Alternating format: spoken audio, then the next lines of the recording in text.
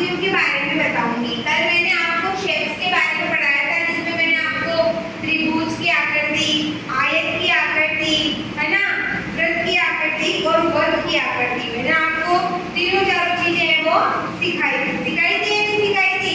आज मैं आपको उन्हीं आकृतियों को पहचानना सिखाऊंगी। क्या सिखाऊंगी?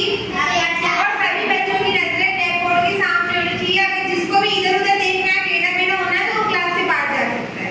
तो आपको सभी